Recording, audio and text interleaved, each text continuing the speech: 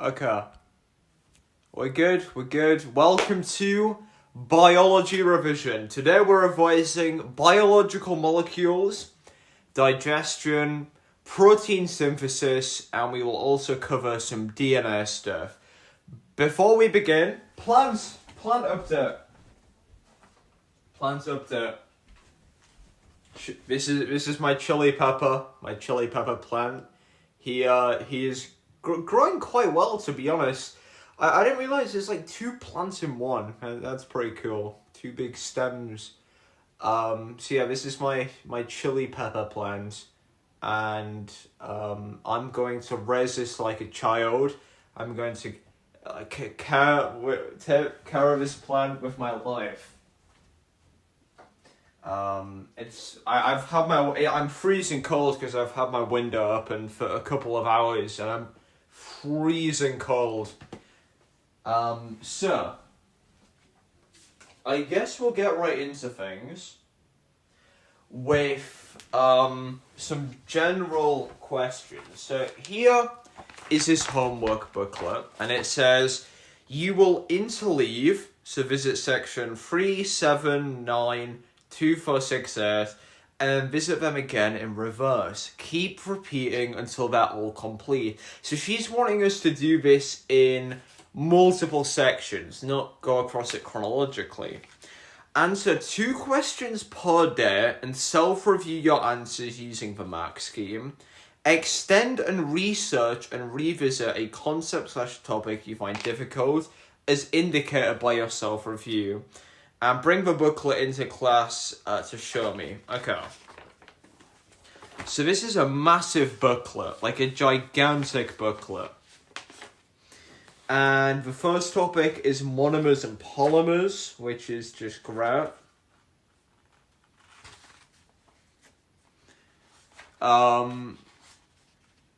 I'm not honestly sure whether we'll do these with question papers or not, because I'll be completely honest, I've done these a dozen times already. I'll do them, but I can't promise that I'll learn anything from them. Just gonna tape them out, and I guess we'll do what we did for core math. We'll stick them to the whiteboard. I actually bought a whole pack of blue tack. I swear blue tack used to be different. And look at that shit. Great. It's just that is such a scam. I paid like £5 for this shit and it's missing like half of it. Okay. Great. This is actually a scam. Look at that! There's barely any in there. You'd get more if you bought a pack of chewing gum. Great. I've genuinely been scammed. Okay. So yeah, we are just going to be answering these questions, and I do need to revise a couple topics. I want to go through the lipid tests and just a general overview of lipids, but before we do any of that, let's see what we already know. So, monomers and polymers. I'll just put my name as Joseph. Give one feature of starch and explain how this feature enables it to act as a storage substance. This is a nice and easy question. Starch is insoluble.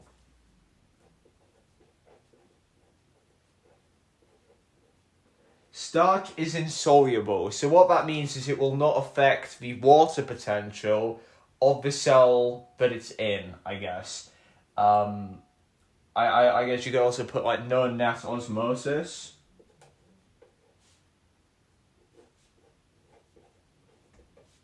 Does not affect water potential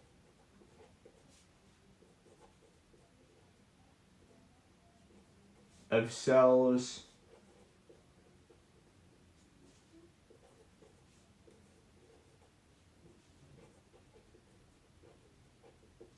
Okay, nice and easy first question there. One feature of starch, and explain how it enables it to act as a storage substance.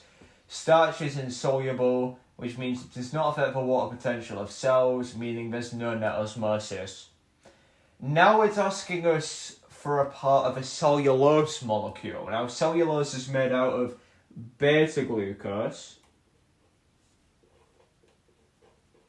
and the bonds joining them together is, hang on, it's cellulose.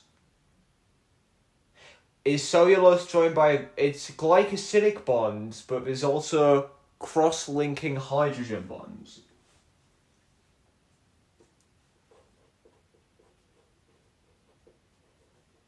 I'm going to pop a little question mark there, because I don't know. Is cellulose is joined by hydrogen and glycosidic bonds? If I'm not mistaken.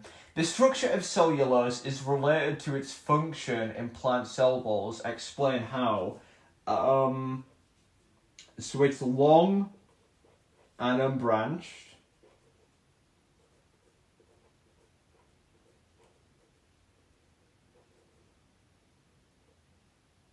I don't know how that would really relate to its function, but I just know that it's... In fact, before we continue, I'll write down everything I know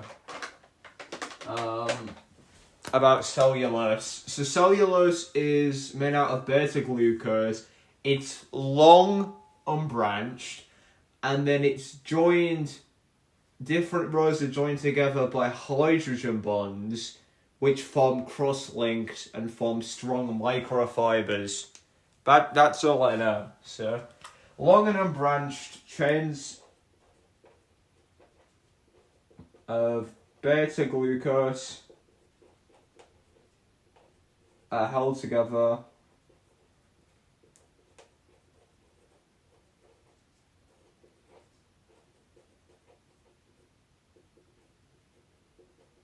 by cross-linking hydrogen bonds, forming strong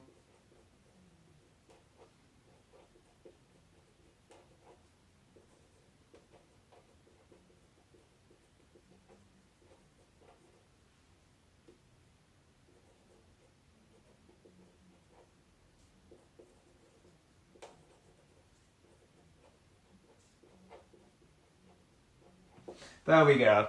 So I put long and unbranched chains of beta-glucose are held together by cross-linking hydrogen bonds, forming strong microfibers and making the cell wall strong. And maybe I'll put resistant to high pressure.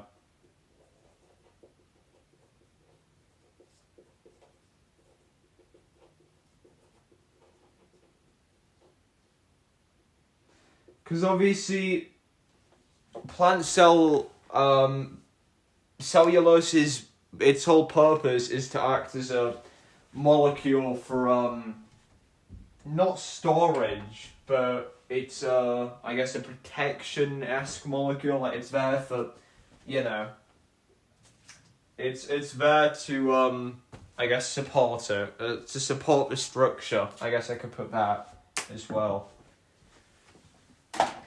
We can check the mark scheme in a sec.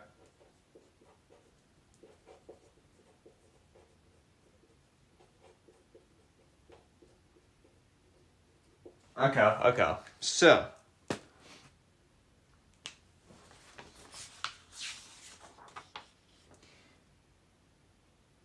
you could say insoluble, prevents osmosis, does not affect water potential, of a starch does not leave the cell. Okay, so I put insoluble and it does not affect the water potential of cells, no net osmosis. So I guess all I really could have said there is just prevents osmosis. And I would have gotten a mark. I didn't need to go into depth about... so I guess literally just no osmosis. So I'll give myself 2 marks for that. I put insoluble, I put does not affect water potential, and I added an extra little bit. Next, the diagram shows the cellulose molecule. I put beta-glucose, that is correct. And I put glycosidic bonds, which is also correct. Okay, good to know we got that right. Then, finally, long, straight, unbranched chains of glucose joined together by hydrogen bonds. Isn't that literally what I put? Long unbranched chains of beta glucose are held together by cross-linking hydrogen bonds. I put that.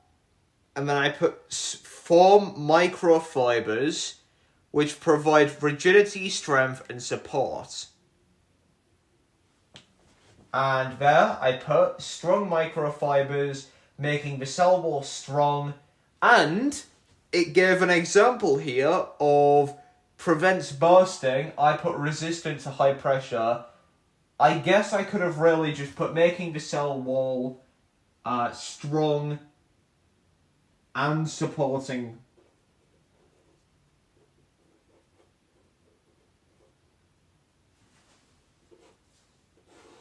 So I got all 3 marks there, so that's 7 marks.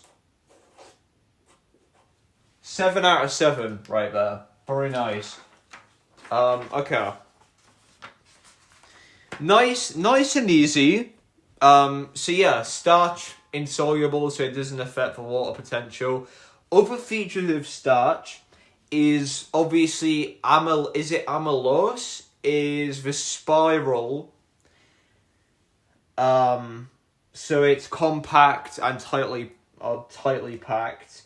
Long chain, so that it's compact. Okay, etc. Right, we got that. Nice and easy. 7 marks right there out of potentially, quite a lot. So nice. All right, here we go. Next round. Omega-3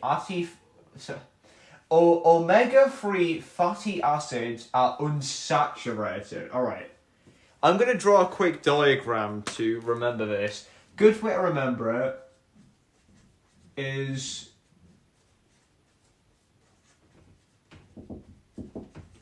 obviously the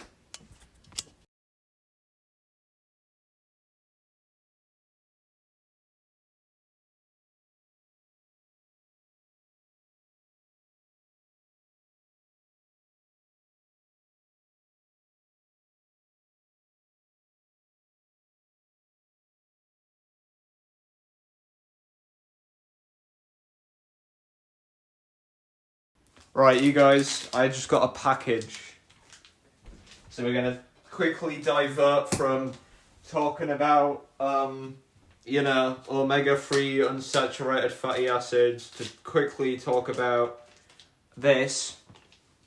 See, I didn't even know what... We never learned what saturated fatty acids are, I'm pretty sure.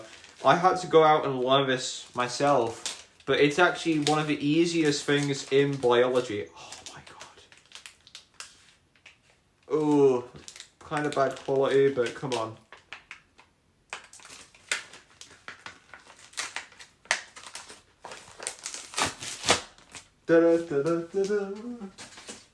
Oh my god. Here it is, guys.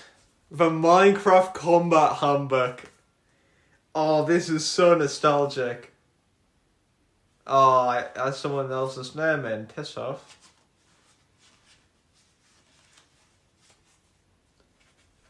Oh my god, I feel ultimate nostalgia for this.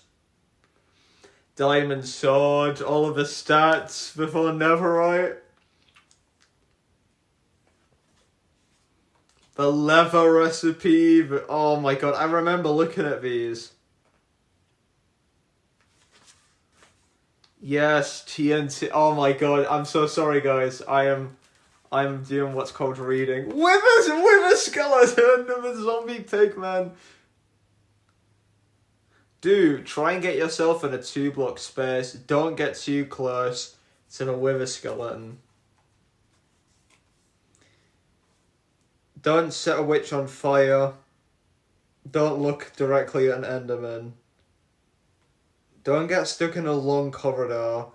Don't let a zombie pick up any headgear, as this will prevent it. Oh my god, bruh. I remember following these tips and tricks. For raiding bases, I remember doing this all the time. Reading this section.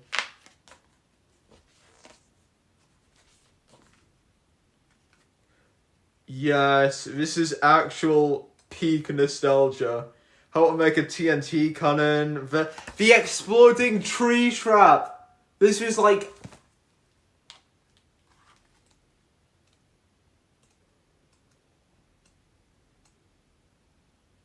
The brewing guide. Oh, I'm going to follow this in the realm, even though it's no longer accurate. The wither. Okay, great. This is going right in my book collection. Because I actually got rid of the OG one, but goddamn, there we go. Right, back to omega-3 fatty acids. So they're unsaturated. So the idea we're wanting to look at here, the idea they're wanting us to look at is literally just comparing them. So, you guys know the idea that carbon, if we look at the structure of it, it has 4 out of 8 outer electrons. 4 out of 8. And what that means is it's able to bond with 4 other things, because it has 4 electrons that it can get. So it can bond with 4 things. Now look, that carbon right there, if we look, it's bonded to that, so it's able to bond to hydrogen.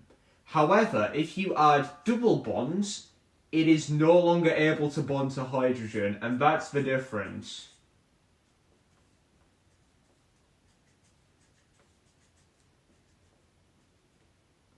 That's the difference, is carbon, there's double bonds between the carbons, so it's unsaturated. So it is not saturated with hydrogen. So unsaturated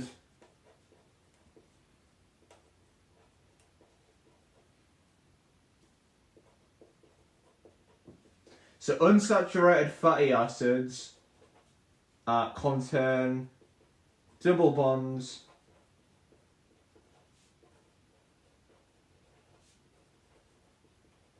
between the carbon atoms and do not contain hydrogen. That's my idea of what you would put anyways, I'm unsure. Scientists investigated the relationship between the amount of omega-3 fatty acids eaten per day and the risk of heart disease. So the more fatty acids you eat, the less risk of coronary heart disease. Pretty interesting, I guess. Eat your fish fingers. Do the data, obviously spelt wrong, does the data show that eating, does it prevent fatty acids? Well, you could say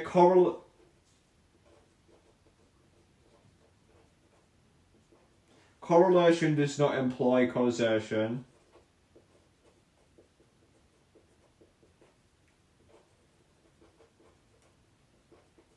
Just, I guess, get that out there. It shows a negative correlation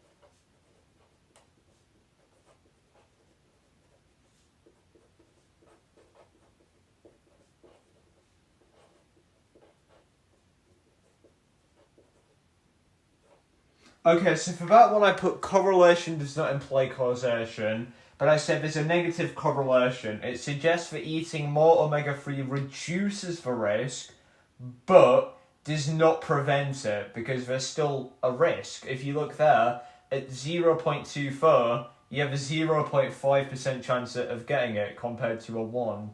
So I'll put...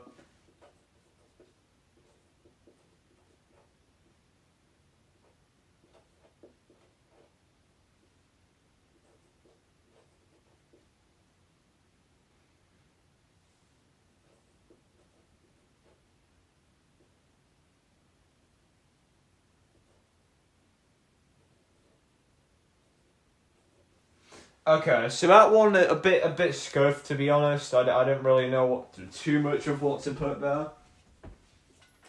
So that was a bit of a scuffed question, but hey, whatever. Alestra is an artificial lipid. Okay, great. We're already doing the lipid questions. Great. It is made by attaching fatty acids by condensation to a sucrose molecule. The diagram shows it. The letter R shows where a fatty acid molecule has attached. And it's showing the bond. So these are sucrose, so that would be a glycosidic bond.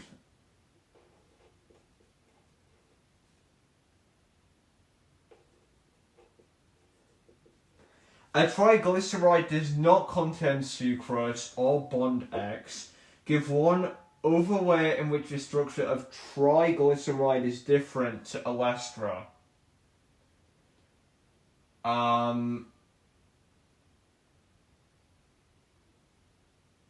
It contains a glycerol backbone.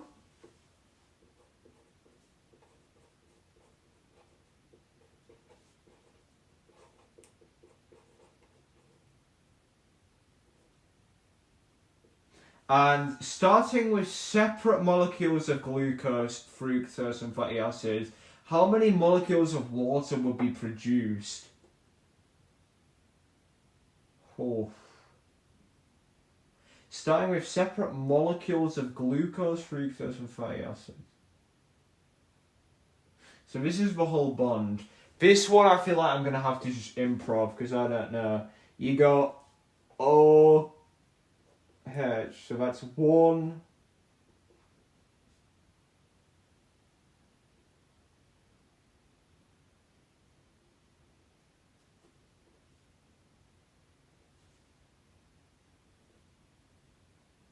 I don't know. I'm going to skip that one because it's only worth a mark and I don't really want to answer it. But hey.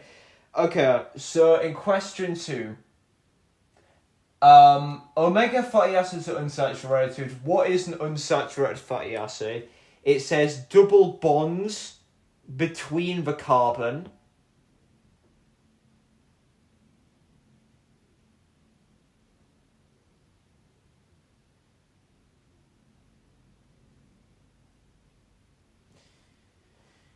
Okay, double bonds between carbon. I would have gotten a mark there. Instead of saying does not contain hydrogen, you have to say does not contain the maximum number of hydrogen. So 1 mark.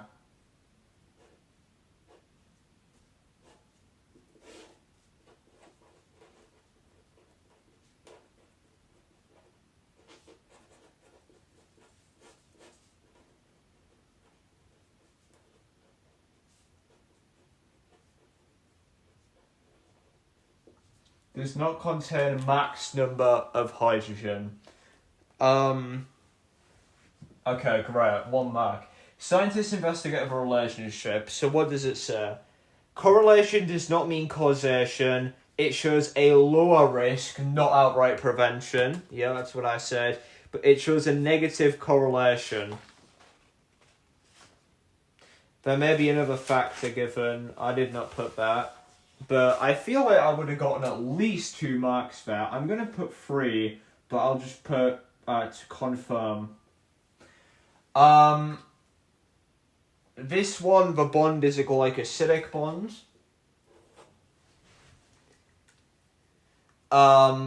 Contains glycerol, free fatty acids. Oh, it contains glycerol. Yes, that's what I put. And that one, 9. I would have never put that. So out of that, I got 6 out of 8. Pretty decent, considering I basically did end up skipping a question. Okay, but these aren't double-sided. Well, that sucks. Well, that sucks. Okay, great. Hello, Kieran, by the way. So, sorry if you've clicked off. I don't really chat on these because I know the only person who does biology who would watch these is like Ellis, and he never watches these, so that's why I never check chat. The table shows some statements about free carbohydrates. Oh, I love these ones. Starch is found in plant cells. Cellulose is not found... Oh, no, it is. I'm an idiot. It's glycogen. Glycosidic bonds is all free. They're all monomers. Polymers, right? I don't know. Contains beta-glucose, that's cellulose. There we go. Nice and easy. If that was in an exam... You do not do biology. If that was in an exam, that's a lovely 3 marks right there. Literally just talking about the differences between starch, cellulose, and glycogen. Yeah, that is a lovely question. I'll just be a sec.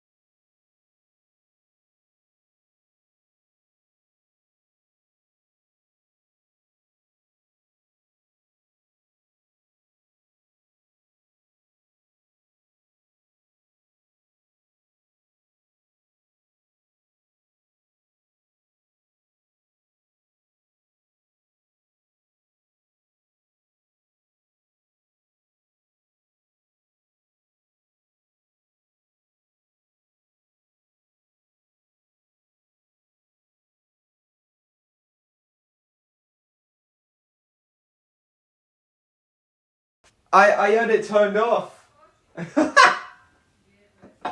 Sorry. Okay. That's made my day. Anyways, name the type of reaction that would break these carbohydrates. Bro, for a mark? That's lovely. Hydrolysis. Give one feature of starch and explain how this feature enables it to act as a storage. Bro, come on! This is lovely. This is lovely. I would thank God if these questions were on an exam. That is the nicest 8 marks ever. What, bro is not religious. Give one feature of starch, obviously insoluble. It's insoluble, which means does not affect water potential.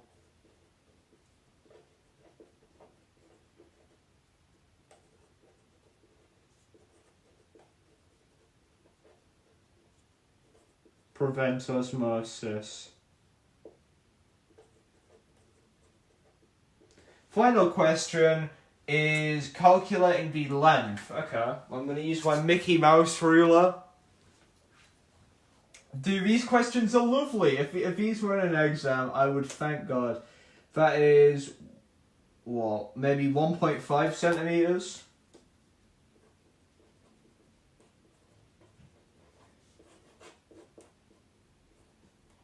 Image, the actual size, 1.5 centimeters or 15 mm. 15,000 divided by 48. I don't know how, I don't have a calculator with me. 15,000 divided by 48. That's the answer. Unless someone can quickly Google that. In fact, hold on, I might have a calculator. I do. 15,000 divided by 48. Okay, the reason I was laughing, right, Kieran, is 312.5. So, there was, fair enough, thank you, by the way. So, I don't know how much you, like, read my songs and stuff, but I've mentioned it a couple of times in my songs. There was an incident which happened a couple of years back, I think when I was either in year 5 or 6, where me, Ellis, and my cousin, we were walking around the streets. We were like playing think we were recording something for The Curse of Gary, the show we used to do. Minding our business. And what ended up happening is we saw these two lads and like a couple of girls, and they were all like gathered around this dog, talking about it and stuff. And we kind of walked past them, didn't pay any attention. And then on the way back, the two peoples, the two lads, I guess, they were like probably younger than me, they started following us. And then what ended up happening is we were very near my house when this happened. They started following us and like basically threatening us, like, you know, swearing and stuff. One of them, I'm pretty sure, grabbed Ellis by like the neck. And just as he did that, by pure instinct, because Ellis was behind me, so I didn't even know it was going on. But by pure instinct, I literally just turned around and like hit him as hard as I could. And then I ended up like kicking him quite a bit, punching him, shit like that. Eventually they both pissed off. But the reason I'm laughing is because that kid there that I beat the shit out of, and the funny thing is too, is his other mate was like riding a bike. So as I was like looking that way, he punched me in the head. He was like a year younger than me or some shit. He punched me in the back of the head like pretty hard when I turned it around. But anyways, that kid that fought me and like tried to kill Ellis, basically, he is now, my mum's just found out on Facebook, he is now has an arrest warrant. He's like 15 years old. He has an arrest warrant and he's meant to be in court, but he skipped. So he's just missing. Which is just great. Literally the nicest member of our town right there. That's mad. So yeah, like no, my guy's like completely fucked up his life now. My guy's completely fucked up his life. It's because he's one of these like dodgy chav kids. I mean, there's like CCTV footage of the incident happening where like he's trying to, you know, attack us and stuff. And the way he walks is like this. He walks like he's literally like the toughest guy ever. By the way, he's short as hell. Like he's literally like he no offense to you, but he's probably even shorter than you. Like my guy is like probably like there. And he was like walking around like that, like acting like he's a chav. It's funny as shit. This guy has now ruined his life because I think he's like knife crime. I think it was knife crime or something. Apparently, he's done it to a lot of kids. Like he'll just like pick on kids who are playing outside and like try and fight them and stuff. That's just his whole gimmick, apparently. But it's so funny. Oh, it's the CCTV footage of it, but I'm not posting it or anything, because I'd rather not. Plus, it was, like, a little awkward as well. Like, basically, the whole reason it happened, the whole reason that the incident happened was because I was being a prick to my cousin, and me and Ellis were recording, and I didn't want my cousin to be involved in it. I didn't want her to, like, record, because I thought she would ruin it. Which is so mean, but I was, like, 11 or 12, so it's fine. But what ended up happening is we walked around the streets for a while, just kind of waiting for my cousin to eventually leave, like, to get picked up or something and go. So we were just kind of slowly procrastinating the time, and then obviously we walked past them, and they must have thought we were, like, gonna be easy to pick on or something, so they ended up trying to fight us. But funny thing is, both of them went to my primary school too. One of them was in year 5 at the time, not the one that fought me, but the one that was like hanging around. And then the other one was in like year 4 or some shit. So they're both like relatively young, and they were over there like gang. Technically I was involved in a gang attack, even though it was only one of them that attacked me. the other one just kind of stood watching on his bike. And then the thing is, after that incident, like, genuinely, for years after, I was just terrified of going outside. Even though I won, like, I literally made both of them run off because, like, I beat the shit out of them. Like, but I was still absolutely terrified of going outside. And genuinely, for years after, I never dared, like, if I was walking, like, yeah, it is mad. If I was, like, walking to go, like, somewhere, like, even the local, like, corner shop, I was, like, watching, like, every second to make sure, like, nothing would happen. Like, same with Ellis, we were both, like, absolutely terrified of going outside. But the thing that kind of broke that fear was when I saw him again, in, like, a pasty shop. I saw him again in a pasty shop. He was, like, ordering, like, a cheese and onion. He picked up, like, a cheese and onion sandwich, and he asked the woman, "Does this have onions in?" And I just remember trying not to laugh. And that's when I realised, you know, I was getting scared of nothing. Like, my guy's fucking brain dead, and my guy's fucking brain dead, and I was like getting scared in case he would, like, stab me, like, bro. What a guy. But yeah, arrest warrant now. So my guy is. he has so much brain rot, bro. He gets beaten up by JMC Arts, and then cheese and onion. God damn, it's funny. But yeah, so sorry for going on a bit of a side rant there. I know this is meant to be a revision stream, but I just thought that was funny.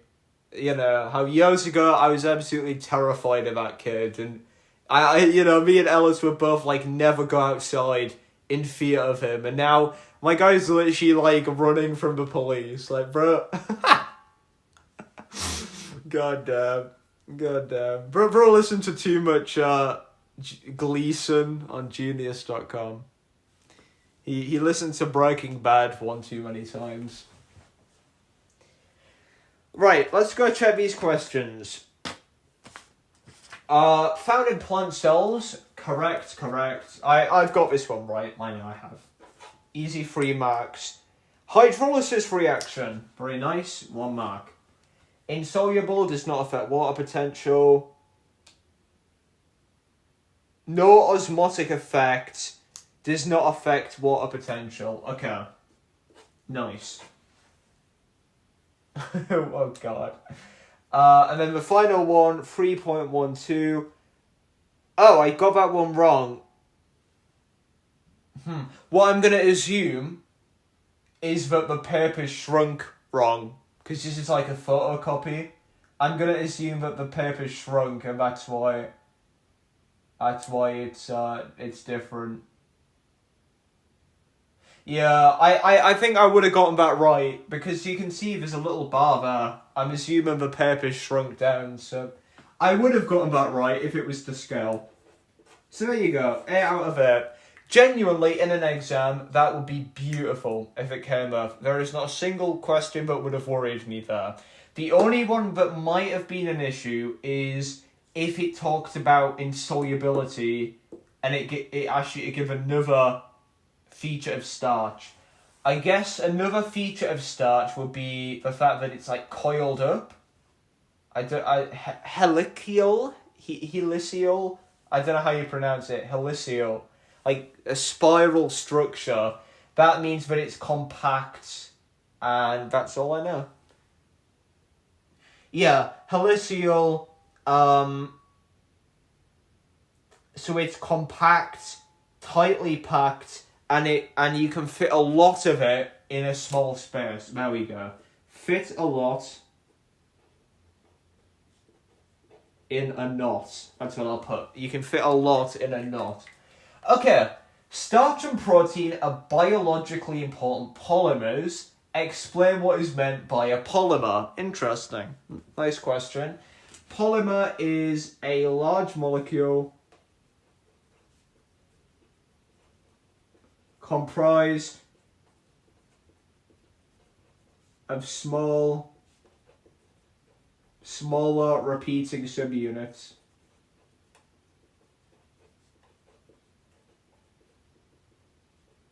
Give one example of a biologically important polymer other than starch or protein. You could say anything here. You could say cellulose. You could say DNA. I'll put DNA. I'll put deoxyribose nucleic acid.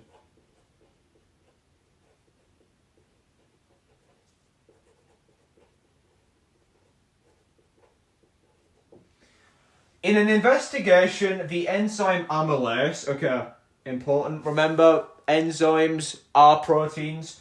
In an investigation, the enzyme amylase was mixed in a test tube with a buffer solution, ice-cold buffer solution, there we go. The amylase broke down the starch to maltose. When all the starch had been broken down, a sample was removed. Okay. Explain why a buffer solution was added to the mixture. Now, buffer solution maintains the pH so that the enzyme can function at optimum temperature.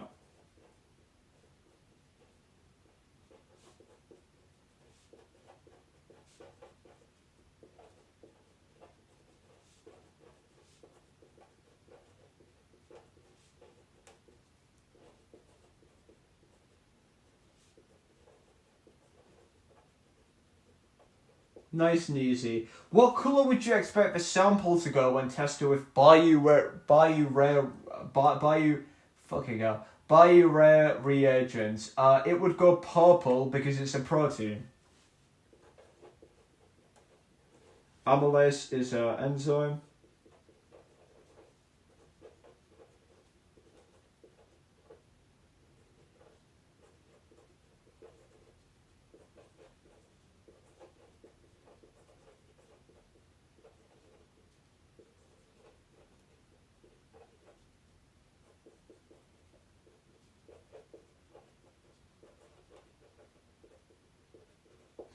Is that it?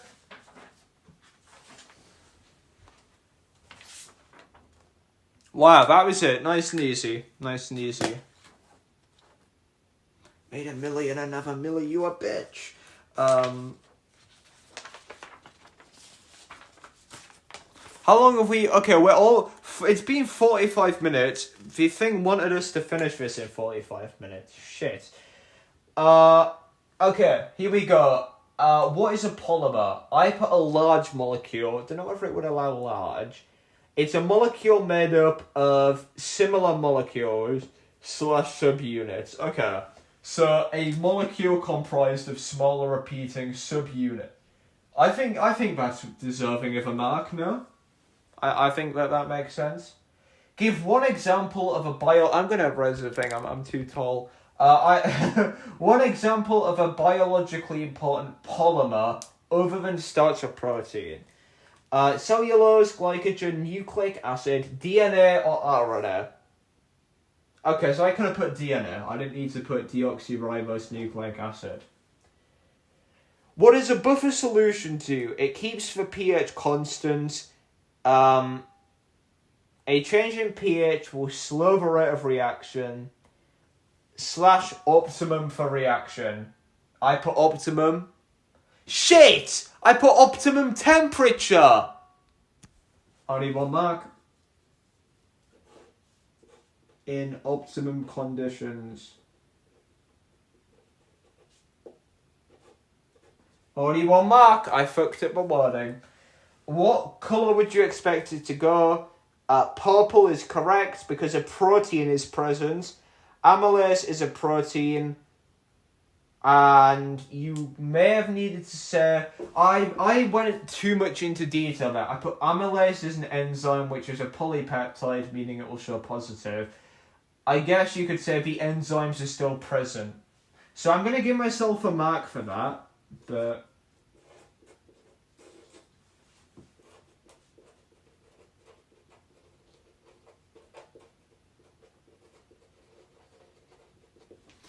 I feel like I did alright there, I'll be honest. I think I did quite well. 6 out of 7.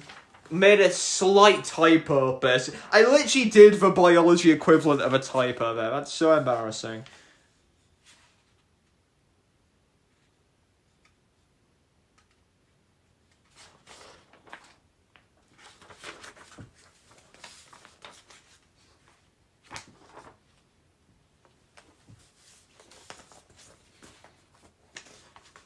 Almost done with these questions now. Woo! The diagram shows photo... Oh, I love this question. This is a classic biology question. That right there, 2 amino acids, so that's obviously going to be a protein. Oh, okay, hold on. OH on the top is beta glucose. I think, is it beta glucose? OH on the top? I'm gonna say it is. That's an amino acid, right?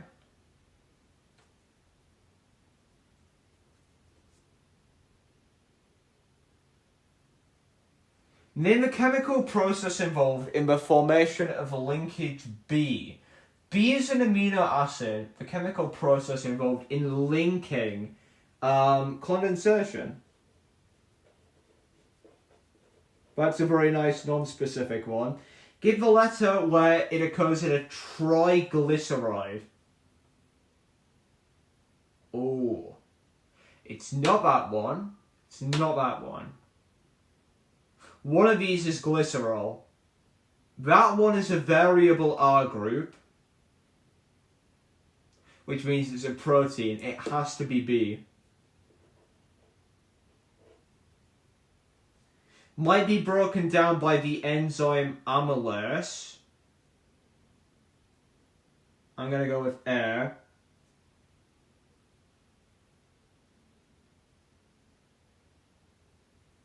Might be broken down by the enzyme amylase. I'll put D actually. May occur in the tertiary but not primary structure of a protein.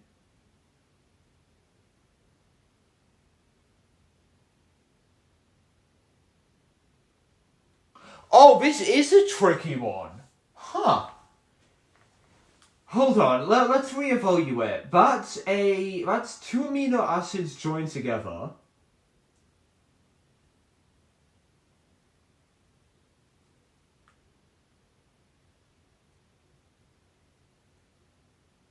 Ah, no, I'm doing this wrong. It's the linkage. What occurs in a triglyceride molecule?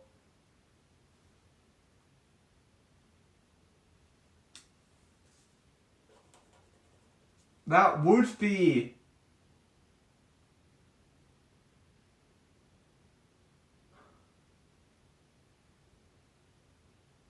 I don't know. I'm stuck. May occur in the tertiary structure of a protein, but not the primary structure. A?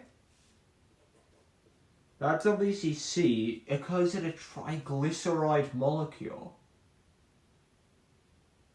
It's ester bonds. Which one of these is ester bonds? It's not that one, not that one. It's either B or D. I'm just going to put B. Describe how a saturated fatty acid differs. Okay, we have another attempt to redo this question, so let's do it right.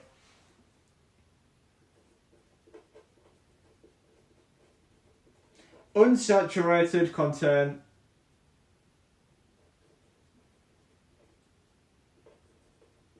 have double bonds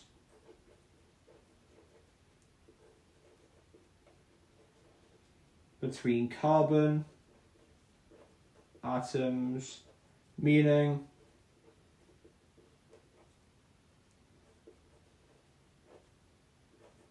do not have the max number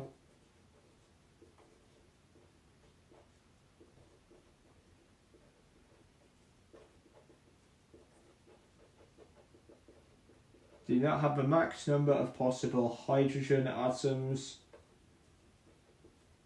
whilst or saturated does. I think that's right. Okay.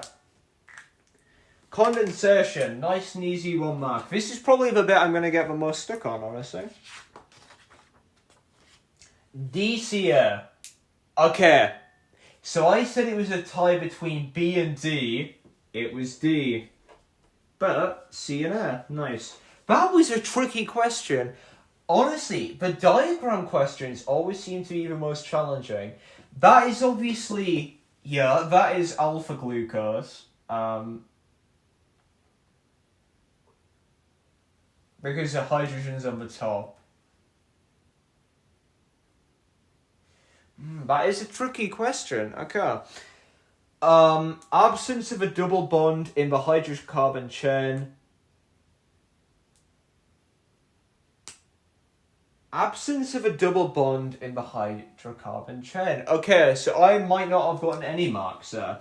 I put unsaturated have double bonds between carbon atoms, meaning they do not have the max number of possible hydrogen atoms, while saturated does. What it was really asking for is an absence of a double bond in the chain. So saturated...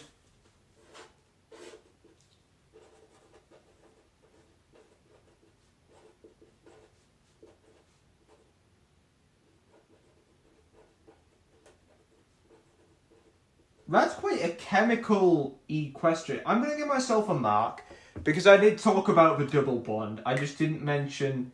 I'll give myself a mark. So that was 4 out of 6. Pretty decent. Not the best. Okay. Next. Final question. A student investigated the effect of chewing on the digestion of starch in cooked wheat. Okay. So obviously the starch is present in cooked wheat. And it's starch. Obviously chewing, saliva really, I forgot what you call it, saliva, whatever, amylase, can be found in the saliva. Which breaks down,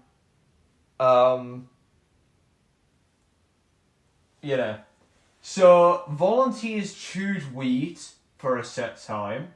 The wheat had been cooked in boiling water.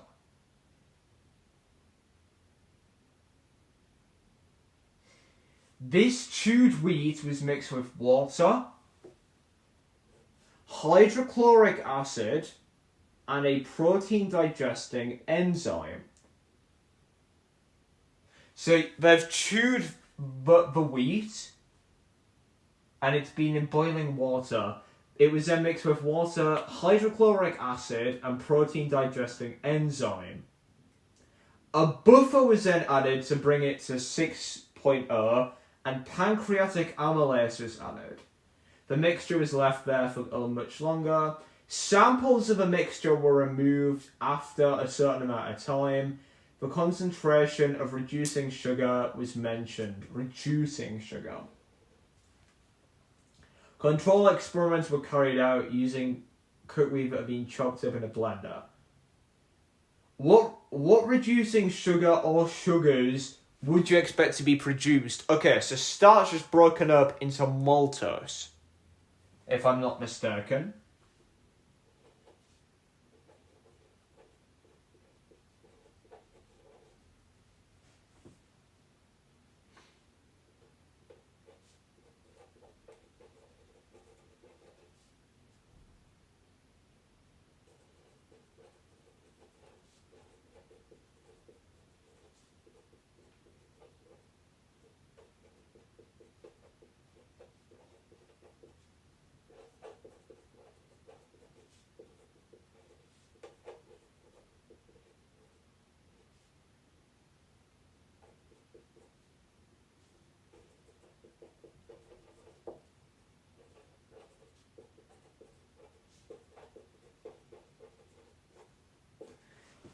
Bit of a weird question there. I put maltose is produced because of hydrolysis of starch via salivary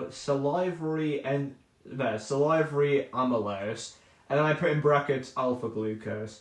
In this model of digestion in the human gut, what other enzyme is required for the complete digestion of starch, aside from amylase?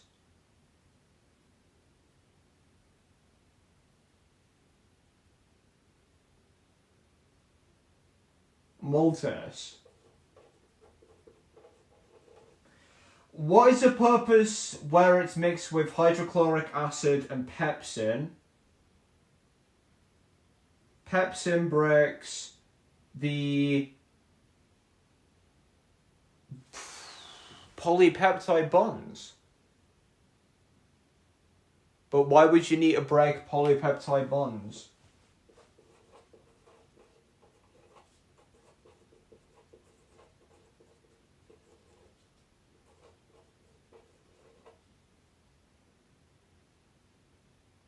I'm not sure. That's a tough question. In the control experiments, cooked wheat was chopped up to copy the effect of chewing. Suggest a more appropriate control experiment.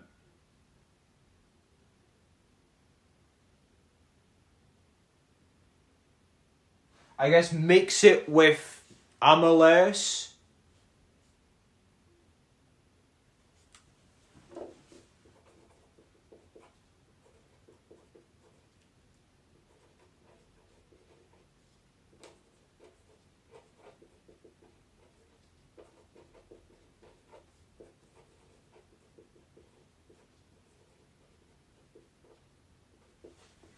Okay, final question.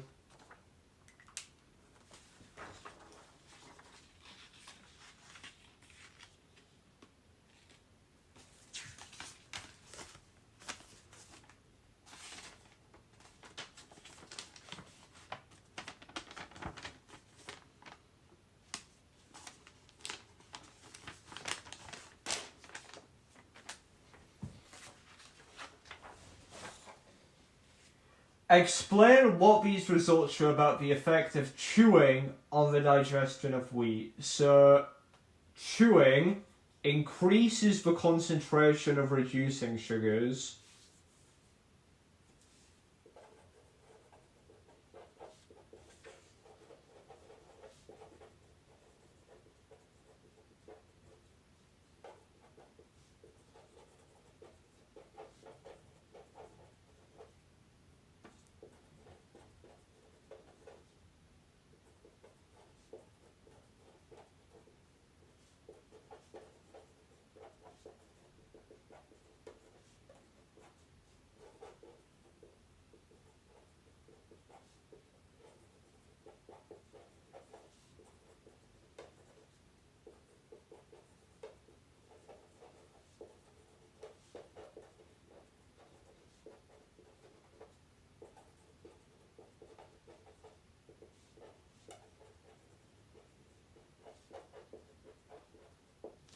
Okay, gonna be honest, not sure.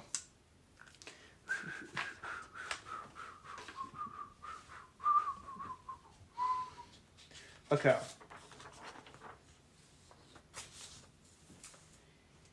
Maltose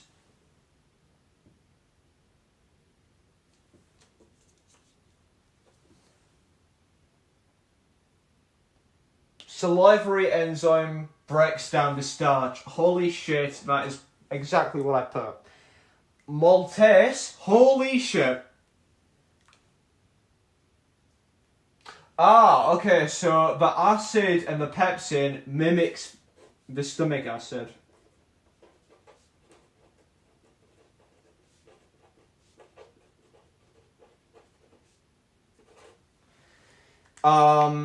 Add boiled saliva. What the fuck?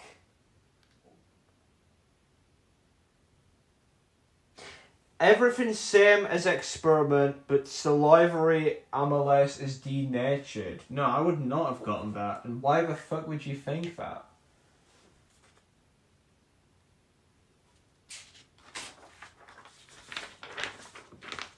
And then there's no... Oh, hold on, there. Some starch is already digested when chewing in the mouth. There's a faster digestion of chewed starch. Same amount of digestion without chewing at the end. Okay. So I would have gotten no marks there because that's not what it was. I didn't write what it was asking for. Fuck you. It was writing for chewing increases the concentration because it's already mixed with... Some starch was already digested when chewing. Yeah. Okay, no, I would not have gotten a single... I might have gotten one sympathy mark there. I wrote a more scientific explanation, which it was not asking for. So I guess I'll go fuck myself. Okay, well, how many did we get there? 3. Fuck, okay, that's kind of shit. 3 out of 9. So that section there was the only section we did bad on out of the entire paper. And the reason why we did bad is because some of those questions made no fucking sense.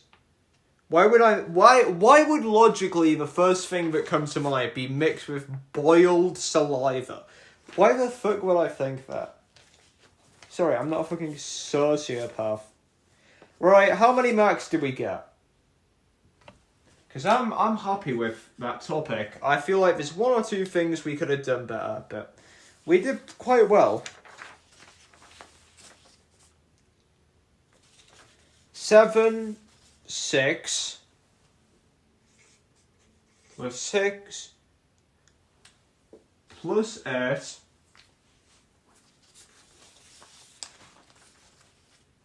plus 7. Okay, so that's 14 plus... So that's 26 plus 8, which is 34 out of... Is it 45?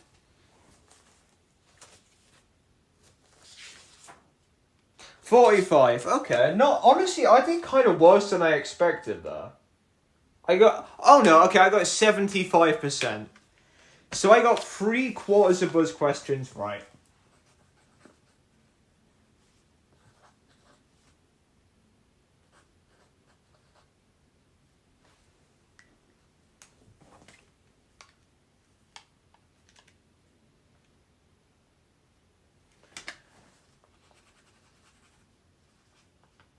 So 34 out of 45. Pretty decent score, considering A, I haven't done any revision for this topic in a while, and it is a difficult topic. So there we go. There we go, guys. Already down 1 topic. Again, I would give that topic a solid, again, 75%. Before we continue though, there is something I've been meaning to do, and it's I need to revise very quickly the emulsion test for lipids. Because I did not recall this topic when revising it before, and I don't happen to recall it now. We've been revising for a good hour and a half here already.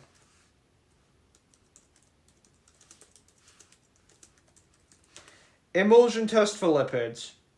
Take a sample, mix it with ethanol and water. A cloudy white emulsion will form if lipids are present. The droplets form a milky white layer.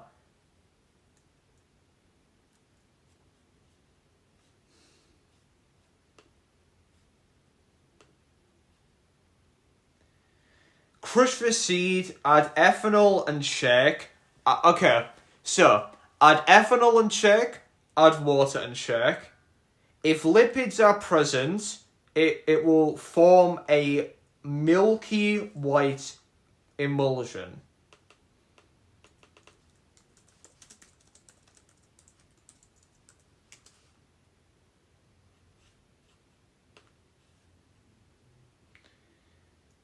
An emulsion is a mixture of liquids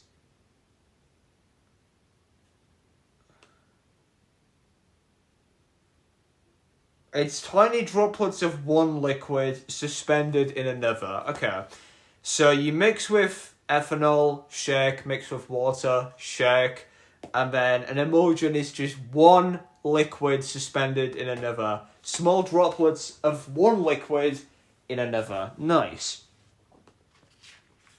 Okay, next is a proteins and enzymes quiz, which, I'll be honest, I feel like I already did quite well on this one, but I'm not sure whether we ought to really do this one again.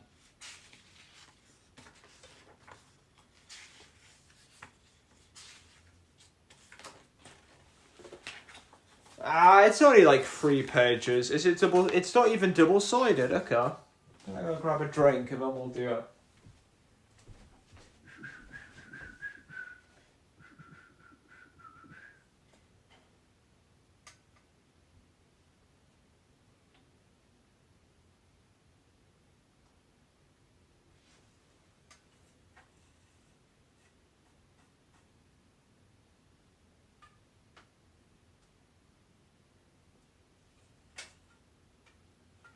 Well, that's cool. My plants are performing gravitropism. They are pointing to, or is it phototropism? I think it's phototropism. They are actually pointing towards the sun, like all of them. That's cool. Okay. JMC Arts discovers how plants work. Okay. Great. Proteins and enzymes. 48 marks. I'm going to bet we get maybe 30. In an investigation, the rate at which phenol was broken down by the enzyme phenyl oxidase was measured.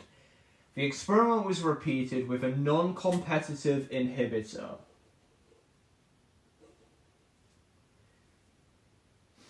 So, with the inhibitor, it stops after the concentration reaches 1.5. Explain why an increase in the concentration of phenol solution has no effect on the rate of reaction without an inhibitor. Probably because you're adding more substrate.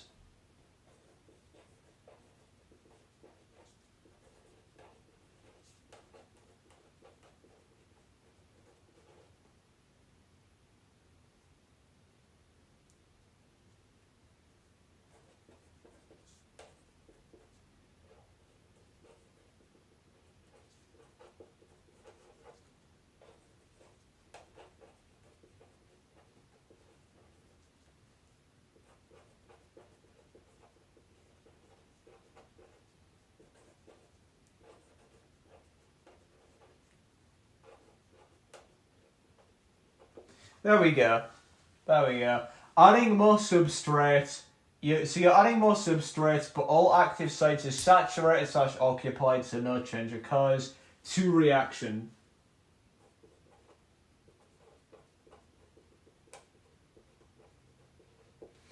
Okay, explain the effect of the non-competitive inhibitor. It appears to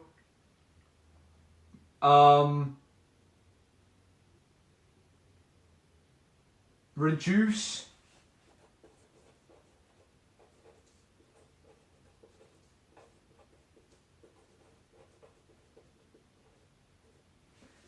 I don't even know how the fuck to word this. It reduces the rate of reaction.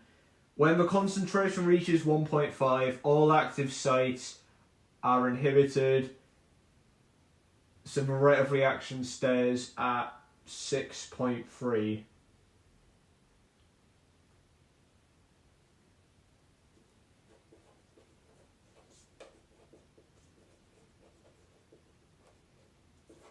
I don't even know. I literally don't even know how you would word that question. That's such a fucking stupid question. I don't understand how you would... Oh, come on. I kind of can't be asked anymore. Calculate the percentage decrease in the max rate of reaction when the inhibitor was added. I can't really... I'm going to be completely honest. I can't be bothered to do any more today. At least of these fucking stupid questions.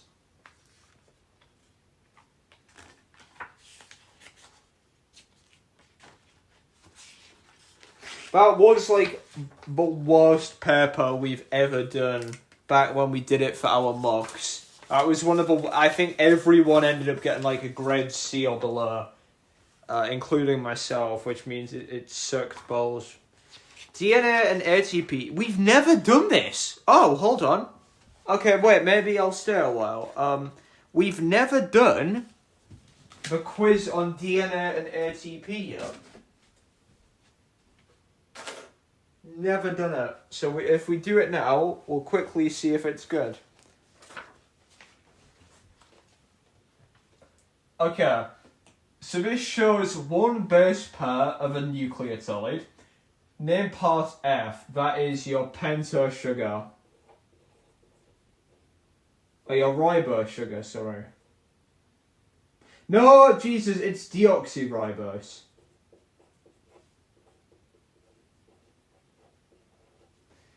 Scientists determined that a sample of DNA contained 18% adenine.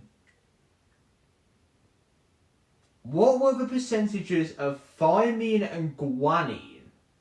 So it's A and T. So there must be an equal percentage of thymine. So, okay, this is a nice and easy math question. 18 plus 18 is obviously 36. 100 minus 36 is 64. So there must be 32% guanine.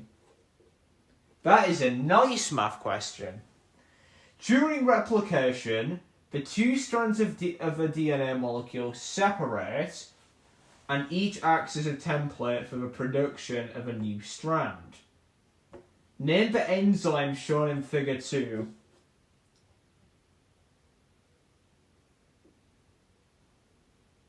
Would that be DNA synthase?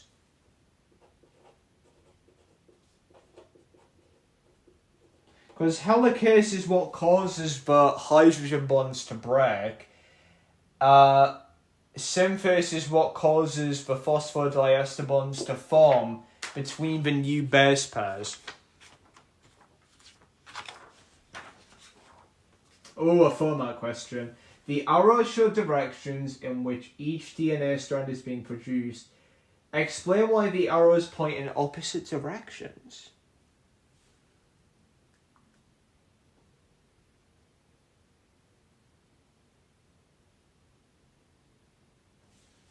Use your knowledge of enzyme action to describe why the arrows point in opposite directions.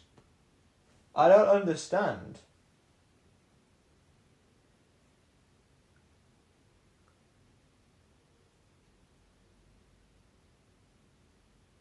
I have no idea what this could mean. I have 4 marks down the bin. Use figure 1, figure 2, and your knowledge of enzyme action. Show directions in which each new Show the directions in which each new DNA strand is being produced. Use figure 1, figure 2, and your knowledge of enzyme action. Explain why the arrows point in opposite directions. I literally have no idea.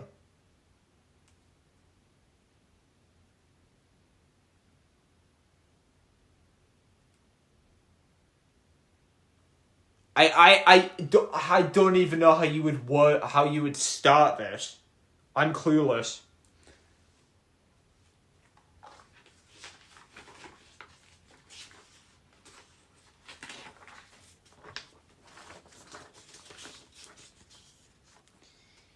Okay, hold on. We'll mark these ones here. Deoxyribose. I got that.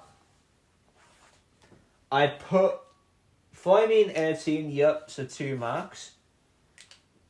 I put DNA synthase, DNA polymerase. Shit. It's RNA synthase, isn't it?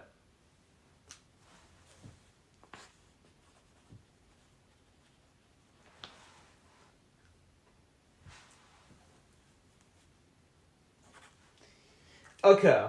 Figure 1 shows that the DNA has anti-parallel strands. What the fuck?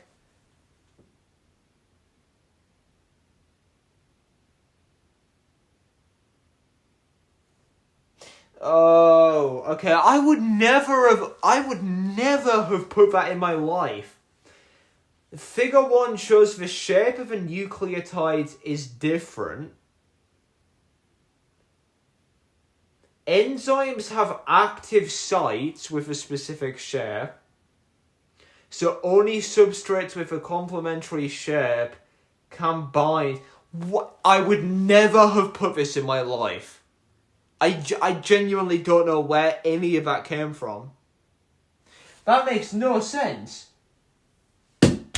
This makes no fucking sense in the slightest. I'm going to be completely honest. How would I have understood that figure 1 represents figure 2 as well? I would never have understood that.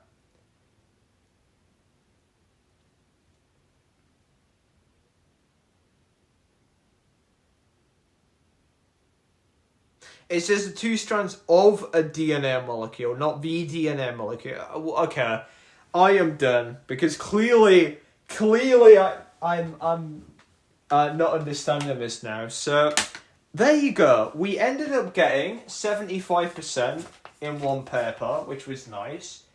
That was cool. We tried a protein one and nearly died, and then this fucking evil DNA one. We will try again. We'll try this DNA one again sometime. I'm going to be honest and say that the DNA topic is my least favourite one. My least favourite topic throughout the entire, subject. The least favourite of mine, personally. Which means it's for what I need to revise the most. Because if I get a question like that in an exam, I guess because it mentions enzymes, you should have known to talk about the complementary shape, but come on, I would never have put that.